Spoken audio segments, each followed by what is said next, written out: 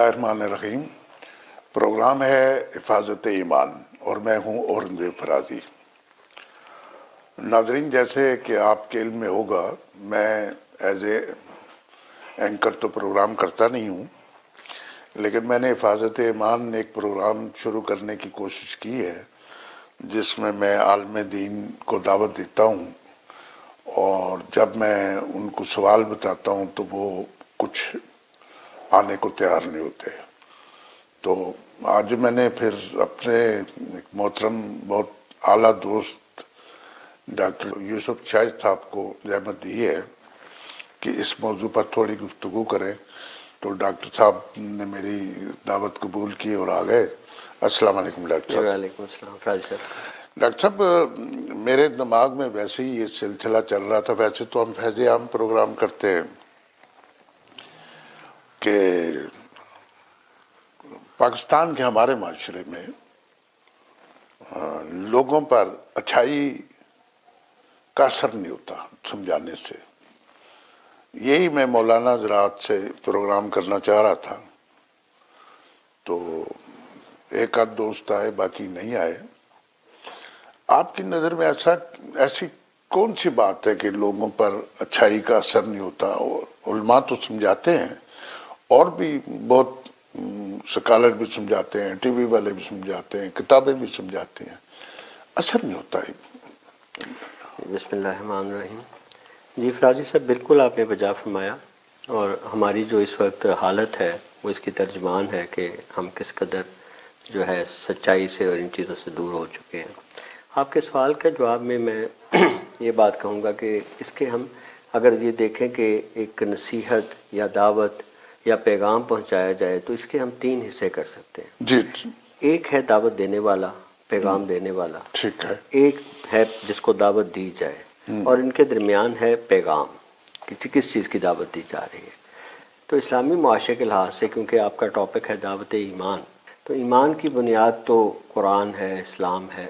लिहाजा ये जो हमने तीसरा फैक्टर कहा है उस पर तो कोई शक ही नहीं है कि वो तो बिल्कुल दुरुस्त है। पैगाम में कोई कमी नहीं, उसमें तो कोई शक नहीं है। अब रह जाते हैं दो हिस्से, एक है दावत देने वाला और एक है जिसको दावत दी जाए। यही मैं चाह रहा हूँ। तो जो असल में ये है कि अगर चाहे इन दोनों की ही जिम्मेदारी है कि वो, हम बिल्कुल ये नहीं कह सकते कि सारी की सारी जिम्मेदारी उन लोगों की है जिनको पैगाम दिया जा रहा है, और ये भी नहीं कह सकते कि सारी की सारी जिम्मेदारी उनकी है जो पैगाम दे रहे हैं। अगर इसका हिस्सा कर लें तो मेजर हिस्सा या मेजर जो जिम्मेदारी है वो उन लोगों की है जो दावत देते हैं। जी, दुरुस्त है। इसलिए कि देखें, बात यह है कि दावत का असर या पैगाम का असर उस वक्त नहीं होता जब सुनने वाला उसे ये समझता नहीं, ये मान नहीं लेता कि ये जो बात कह रहे हैं ये मुझसे मुताल्लिक है, ठीक है, ये मेरी ज़िंदगी के मुताल्लिक है, और ये बात जो है मेरे अरसा हयात में रेलेवेंट है, इसका मेरे दीन के मुताल्लिक अगर मैं इस पे अमल करता हूँ तो मैं वाकई ही उसका मुझे फ़ायदा होगा। दुरुस्त। तो दावत देने के लिए जो लेवल जिस तरह का चाहिए, हमें ये देखना है कि क्या हम उसे कर रहे हैं। मेरा ख्याल है कि सबसे इम्पोर्टेंट इसमें जो बात है ना, वो ये है कि मुताल्लिक होना चाहिए, रेलेवेंट होना चाहिए।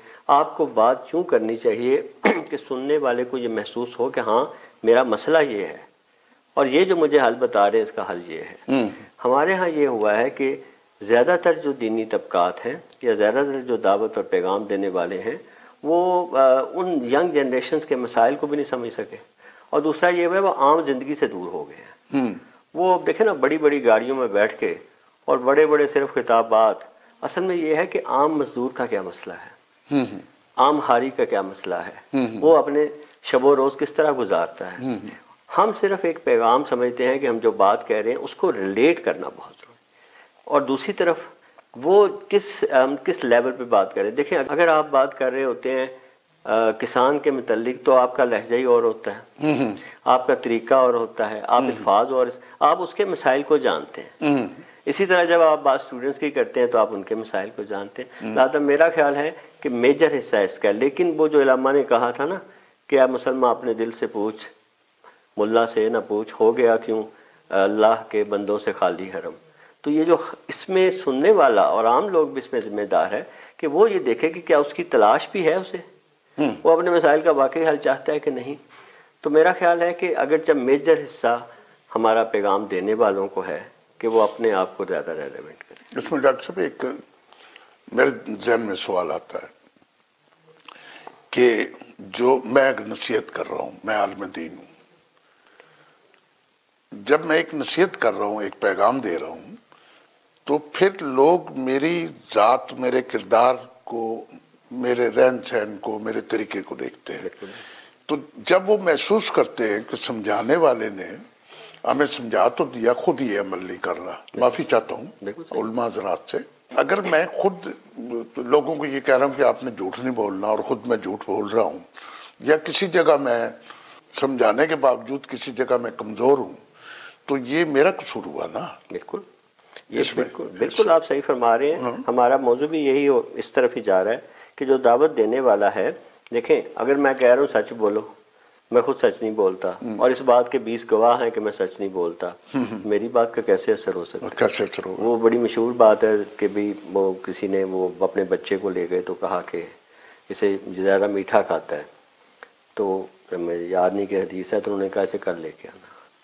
تو وہ کل لائے تو انہوں نے پھر منع کیا بچے میٹھا نہ کھاؤ. تو پھر انہوں نے بتایا کہ میں نے کل خود میٹھا کھایا تھا، تو ایسے اس لیے میں نے منع نہیں کیا. ماشاءاللہ. رول ماڈل ہونا، دیکھیں فرق کیا ہے. ہم جب بڑے لوگوں کا نام لیتے ہیں، خواجہ حسن بصری کا لیتے ہیں، بزرگوں کا لیتے ہیں، ان میں کیا تھا؟ دادا گنج بخش ہم لیتے ہیں، وہ اپنا بغداد میں یا ان علاقوں سے، اجمیر شریف سے اپنا، یا پھر یہ حجویر شریف سے اپنی ساری سہولیات، وہ اچھے خاندانوں سے تھے، ان کے خاندان کوئی گھٹیا نہیں تھے، وہ اپنی ساری سہولیات زندگی کی چھوڑ کے آ کے آباد کہاں ہو گئے؟ کوئی آ کے اجمیر میں ہو گیا، کوئی لاہور میں ہو گیا، کوئی پاک پتن ہو گیا، اور کٹیاں بنا لی. اب جب وہ تھے نا عام لوگ، وہ ان کو لگ رہا تھا یہ ہمارے درمیان سے ایک آدمی ہے.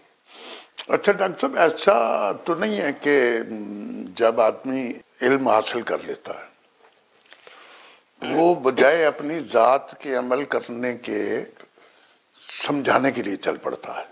ایسی غلطی تو کہیں نہیں ہو رہی. بالکل، یہ تو غلطی ہو رہی ہے نا ہم سے یہ ہو رہی ہے کہ ہم نے اپنے آپ کو سمجھتے ہیں کہ ہم شاید کسی چیز سے بالا تر ہیں. دیکھیں ایک عالم ہونا بہت اچھی بات ہے. حضور نے فرمایا کہ میرا جو امت کے ایک عالم ہے وہ 100 عابدوں سے بہتر ہے، کیونکہ اس کے پاس حقیقت شناسی ہے، وہ لوگوں کو اپنی طرف لا سکتا ہے. لیکن ہمارے دین میں جو اعلیٰ ترین شخصیات ہیں وہ سکھاتی ہیں کہ آپ نے جو علم پھیلانا ہے اس کی اصل شکل اپنی زندگی ہے. دیکھیں نا، آپ جو کرتے ہیں اصل میں تو لوگوں نے اس سے متاثر ہونا ہے. جیسے ہم کہتے ہیں رول ماڈل، معاشرے میں ایک ایسا کردار جس کو دیکھ کے لوگ سیکھتے ہیں. آپ یاد ہے ہمیں جب بچے ہوتے تھے تو ہمیں اکثر لوگ ایسے ملا کرتے تھے کہ جو اپنے آپ کی زندگی ہی ان کی ایسی ہوتی تھی. آج بھی ہمارے سامنے ایسی شخصیات ہیں جن سے ہم ملتے ہیں تو ہمیں لگتا ہے، مطلب ذاتی طور پہ تو نہیں، لیکن آپ میرے سامنے بیٹھے ہیں، میں خود آپ جیسے دوستوں سے واقف ہوں کہ جن کی جب میں بات سنتا ہوں تو مجھے پتا ہوتا ہے کہ ان کا کریکٹر بھی ایسا ہے. اچھا، میں اگر نہیں بھی سمجھاتا، میری زندگی کا طریقہ کار اور میرا بیہیویئر ایسا ہے کہ لوگ کہتے ہیں یار یہ جو کر رہا ہے نا یہ ٹھیک ہے، یہ ٹھیک ہے، یہ ٹھیک ہے. اگر ایسا کیا جائے تو ٹھیک ہے. میں ایک بادشاہ سلامت کا قصہ ہے، پہلے تو خیر چلے بادشاہ سلامت کا قصہ بھی ایک آپ کو سناتا ہوں تھوڑا سا. میں نے 8 مولانا حضرات سے اس پروگرام کے لیے کہا ہے. ایک صاحب آئے ہیں، انہوں نے کہا جی موضوع کیا ہے؟ جس سے میں کہتا ہوں نا سارے دوست ہیں، ہم ان کے پیچھے نماز پڑھتے ہیں، ان کے 2-2 گھنٹے کے خطاب سنتے ہیں. تو میں نے کہا جی موضوع یہ ہے کہ سمجھانے والے کمزور ہیں یا سمجھنے والے کمزور ہیں؟ تو وہ پھر بہانے تلاش کرتے ہیں. آپ کو میں نے کہا، آپ نے کہا ٹھیک ہے جی میں حاضر ہوں، جو میرے دماغ میں آئے گا بولوں گا. لیکن عام طور پہ لوگ بہانے کرتے ہیں کہ نہیں اس بات کا جواب میں نہیں دے سکتا. ایک بادشاہ نے کہا اپنے ایک وزیر کو کہ فلاں بڑے شہر میں چلے جاؤ، وہاں سے ایک نیک آدمی تلاش کر کے لاؤ. اب وہ شہر کی سب سے بڑی مسجد میں چلا گیا. کہانی تھوڑی لمبی ہے لیکن چلا گیا تو وہاں خود بھی اس نے نماز پڑھی، وہاں سارے لوگ نماز پڑھ رہے تھے. تو نماز کے بعد اس نے کہا جی میں وزیر ہوں اور میرے ساتھ یہ بندے ہیں. تو بادشاہ سلامت نے کہا جو اس شہر کا سب سے نیک آدمی ہے اس کو لے کے آؤ. تو جو مولانا صاحب جو نماز پڑھا رہے تو اس نے کہا میرے سے نیک آدمی اور کون سا ہے، مجھے تو 12 سال ہو گئے یہاں نماز پڑھاتا ہوں، ابھی تم نے بھی میرے ساتھ پیچھے میرے نماز پڑھی ہے، اور یہ سارے لوگ، وہ بھی کہنے لگا، وہ بھی بزرگ کہنے لگا، وہ بھی کہنے لگا میں بھی بڑا نیک آدمی ہوں۔ بادشاہ سلامت نے تو کہا تھا، تو ساروں نے جب چھوڑ ڈالا تو انہوں نے کہا جی بادشاہ سلامت نے یہ کہا ہے جو سب سے نیک آدمی ہے اس کا سر قلم کر کے لے آؤ۔ تو یہ میرے ساتھ جلاد ہے، اس نے، یہ مولانا صاحب نے کہا ہے میں اس شہر کا سب سے نیک آدمی ہوں، لہذا میں اس کو حکم دیتا ہوں کہ ان کی گردن کاٹ لو۔ تو وہ ایک دم وزیر کے پاؤں پڑ گیا۔ اس نے کہا سر میں نے تو سمجھا کہ بادشاہ سلامت سے میری ملاقات ہوگی، میں تو بڑا گناہگار جیسا بندہ ہوں، میں تو